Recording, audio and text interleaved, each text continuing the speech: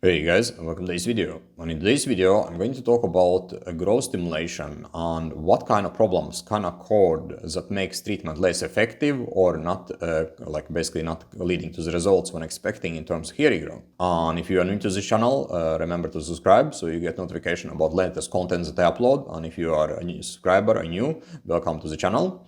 Quick introduction: my name is Alex, and I'm previously hair loss sufferer who was able to regrow back my own hair, and I'm also certificated trichologist. So let's dive into today's video. Remember to stick to the end, because at the end I also will share techniques and strategies you can use to actually address and solve those problems. So when it comes to the growth stimulation, there are 4 different issues that usually occurs when one starts, for example, with growth stimulants such as Minoxidil. And first problem is that there is no results at all, right? Let's say one keeps applying Minoxidil on the scalp for, 3 months, 4 months, even 6 months, and there is no regrowth. Right, that's a typical problem that can occur.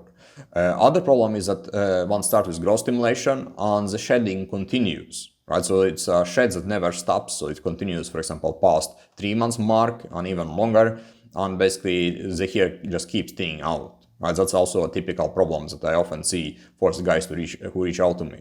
Third problem is that there is a vellus here that one starts to notice, let's say, after 2 months of Minoxidil application, but they stay as vellus here and they never develop into terminal here. Like, they basically stay as vellus here forever. And that's a usual and typical problem that also often is occurring for a lot of guys.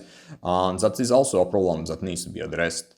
And fourth problem for a lot of guys is that they hear, they do see vellus here when they start with the treatment, but then after a couple of weeks, those vellus here shed out again. And that kind of cycle keeps repeating. Like, they are never able to see results in terms of stronger hair or terminal hair. Like, they see results to start with, and then those results kind of shed out again. And that cycle continues and repeats itself month by month, for example. And that's other issues that needs to be addressed. And all those problems is basically something that will limit potential of growth stimulants such as Minoxidil, but it also can apply for other growth stimulants as well, right? It doesn't have to be just Minoxidil, because we have, for example, Lanteprost, we have, for example, topical niacin and so on. So there are options to growth stimulants, but kind of approach or the way the growth itself occurs, it is kind of the same. Because the vellus here is usually a sign that treatment is working. So if you do see vellus here, it means the treatment is working, and you just need to be patient, but you need to understand why those 4 different problems can occur and what you can do about. And I have been having and dealing with those issues myself for the years. And I have been dealing with a lot of different issues during that time, right? Underlying problems that basically made growth stimulation less effective, high DHT sensitivity, weak hair growth cycle, right? And all those things can cause issues and make treatment ineffective, right? Or one basically is not seeing results from. And when it comes to growth stimulation, what you need to be aware of and is important is that you are as little DHT sensitive as possible, right? So you want to make sure the DHT is addressed and it's not causing any issues. You also want to be sure that your hair cycle is strong, right? You want to have a strong hair cycle, because that will be important to actually see results and see results fast from the growth stimulation. And you also want to be sure that you have a good protein synthesis as well. And by what I mean by that is that you have a diet that is high in proteins, that you have right amino acids, for example, right? And basically everything is set correctly for growth stimulation, especially if you have a more advanced hair loss or you have had a hair loss that has been occurring for a while, right?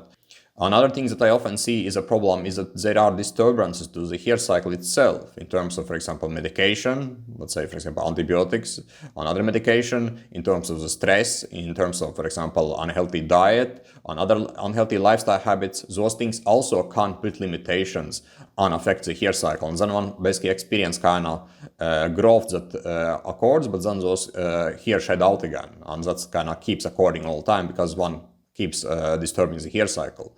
So those are kind of typical issues that I see is causing limitations for the treatment, and those are solutions to address them, right? And if you are able to address them, then what happens is you actually can grow back hair and keep improving them, because the hair regrowth is something that takes time. Like, for example, in my case, it actually did take 24 months before I was able to grow back my hair to the peak results. Right, but my hair loss again was something that was occurring for many years, For example, for someone who has a hair loss, let's say less than 12 months, he can recover much sooner, right? In that case, maybe he just needs a 12 months period, or maybe 14, 15 months instead of 24 months, like it happened for me.